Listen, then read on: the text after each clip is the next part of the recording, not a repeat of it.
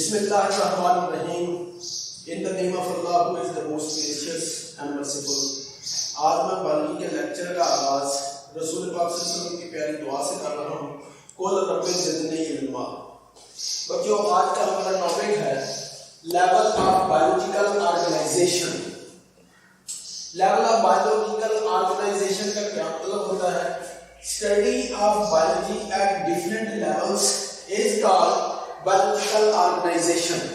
और biological organisation को हम मुख्तलिफ पार्ट्स या हिस्सों में डिवाइड कर सकते हैं, जिनका पहला पार्ट है atomic and sub atomic level, number 2 molecular level, number 3 organelles and cell level, number 4 tissue level, and number 5 organ and system level, number 6 individual level, number 7 population level and number 8 community level. तो आओ board की तरफ हम इसको detail से पढ़ते हैं। बच्चों, लिविंग ऑर्गेनाइजेशन या जिंदा चीजों के लिए वो जिन चीजों से बनती है उनमें सबसे इंपॉर्टेंट है बायो एलिमेंट्स। बायो एलिमेंट्स कौन से होते हैं?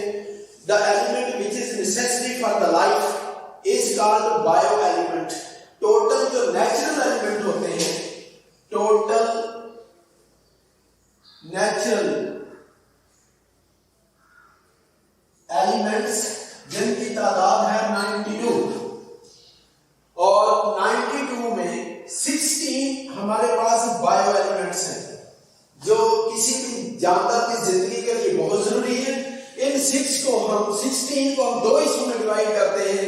6 बायो एलिमेंट्स तकरीबन 99% पार्ट बनाते हैं लिविंग थिंग का, और 10 बायो एलिमेंट्स बनाते हैं सिर्फ 1%। अब 6 बायो एलिमेंट्स कौन कौन से हैं? Oxygen, carbon, hydrogen, nitrogen, calcium and phosphorus.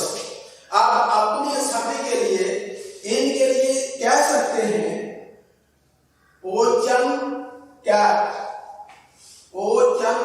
आप याद रख लोगे, समझने में आसानी होगी, आप आसानी से याद कर सकोगे। इसमें ऑक्सीजन होती है 65%, carbon 18%, hydrogen 10%, nitrogen 3% and calcium 2%, phosphorus 1%। इसी तरीके से 10 बायो एलिमेंट्स कौन कौन से होते हैं? Number 1 calcium, number 2 sulphur, number 3 chlorine, number 4 sodium, number 5 magnesium and number 6 iron. इनकी परसेंटेज भी आप देख लीजिएगा। पोटाशियम होता है 0.35%, sulphur 0.25% and chlorine 0.15%, sodium 0.15%, magnesium 0.05% and iron 0.004%। इसके अलावा copper, manganese, zinc and iodine, ये क्या होते हैं? ट्रेसेस हैं। ट्रेसेस मीन इनकी मिकदार इंतहाई कम चाहिए, इनको कहते हैं बच्चों ट्रेसेस एलिमेंट्स। तो 10 बायो एलिमेंट कौन कौन से हो गए? Potassium, sulphur, chlorine, sodium, magnesium, iron, copper, manganese, zinc and iodine. अब हम इनकी डिवीजन कर लेते हैं बायोलॉजिकल ऑर्गेनाइजेशन की। Division of different levels. Number 1 atomic and sub atomic level. All the living and non-living thing which is composed of atoms. All living and non-living matter is formed of the simple unit called as atoms. Atom में मजीद छोटे हिस्से होते हैं, यानी atom composed होता है proton पर, neutron पर और इलेक्ट्रॉन पर। ये चीजें मिलकर living and non living things को बनाती हैं। Number 2 molecular level. Molecular level में क्या होता है? Atoms of different elements combine with each other through ionic covalent bonding to produce compound. This stable form is called molecule. यानी मुख्तलिफ atoms आपस में मिलकर मॉलिक्यूल बनाते हैं या कंपाउंड बनाते हैं। ये जो स्टेबल फॉर्म होती है यही मॉलिक्यूल कहलाती है। अब मॉलिक्यूल हमारे पास दो तरह के होते हैं, जिनको हम कहते हैं types of molecule. Number 1 micro molecule, number 2 macro molecule. Micro का मतलब होता है छोटा, मॉलिक्यूल यानी छोटे मॉलिक्यूल। इनको हम कहेंगे they have low molecular weight, they have low molecular weight. इनका वेट कम होता है, लो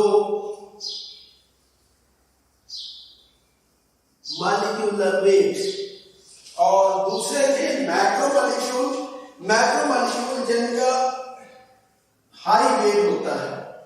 macro molecules they have high molecular weight, यानी इनका मॉलिक्यूल का वजन ज्यादा होता है और इनका कम होता है। ये साइज में छोटे होते हैं, ये साइज में बड़े होते हैं। उसके बाद एक और डिवीजन भी है जिसमें हम यूं कह सकते हैं organic molecules. Organic molecules are of two types, number 1 inorganic, number 2 organic. Organic molecule कौन से होते हैं? The molecules having carbon and hydrogen together, having carbon and hydrogen together, यानी कि ऐसे मॉलिक्यूल होते हैं जिनके अंदर कार्बन और हाइड्रोजन दोनों इकट्ठे मौजूद होते हैं, उनको कहते हैं organic molecule. For example protein, lipid, sugar etcetera. Number 2 inorganic molecules, इन दोनों में कार्बन और हाइड्रोजन इकट्ठे मौजूद नहीं होते। इनऑर्गेनिक मॉलिक्यूल में कार्बन और हाइड्रोजन इकट्ठे मौजूद नहीं होते, यानी carbon and hydrogen are not located together. इनके साथ for example carbon dioxide, water etcetera. अब नेक्स्ट लेवल पे आते हैं ऑर्गेनेल्स एंड सेल। सेल क्या होता है? Structural and functional unit of the living thing is called cell. Structural and functional unit of the living thing is called cell.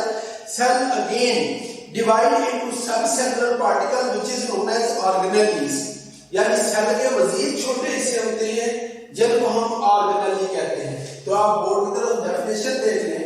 Different and enormous number of macro and micro molecules arrange themselves in a particular way to form cell and organelles. For example, cells are of two types. Number 1, prokaryotic cell and eukaryotic cell. Eukaryotic cell क्या होते हैं? They are rich in number and types of enormous organelles. यानी कि eukaryotic cell होता है, उस cell के अंदर एक तो न्यूक्लियस मौजूद होता है, दूसरा उसमें कई ऑर्गेनेल्स मौजूद होती हैं जैसे mitochondria, Golgi body, lysosome, endoplasm, reticulum etcetera. Prokaryote number 2 prokaryotic cell, they have only limited organelles. इसमें सिर्फ चंद ऑर्गेनेल मौजूद होती हैं। For example ribosome. और इस प्रोकैरियोटिक सेल के अंदर न्यूक्लियस मौजूद नहीं होता, यानी a cell having the nucleus is called eukaryotic cell. A cell without nucleus is called prokaryotic cell. लेकिन जितने भी सेल होते हैं उसके लिए सेल मेम्ब्रेन हमेशा मौजूद होती है। नेक्स्ट हमारा लेवल है tissue level. What is tissue? Similar group of cells which perform similar function is called tissue. और बहुत से टिश्यू आपस में मिलकर ऑर्गन बनाते हैं। Group of similar cells are organized into loose sheet or bundles performing similar functions is called tissue. For example, muscle tissues, glandular tissues, xylem tissues and phloem tissues. आप जानते हैं कि मसल टिश्यूज का काम क्या होता है? It help in the locomotion और contraction relaxation, help in movement.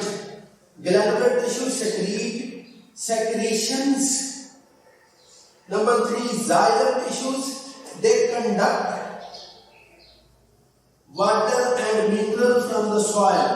Water and minerals. Phloem tissues, they conduct the prepared food. Prepared food.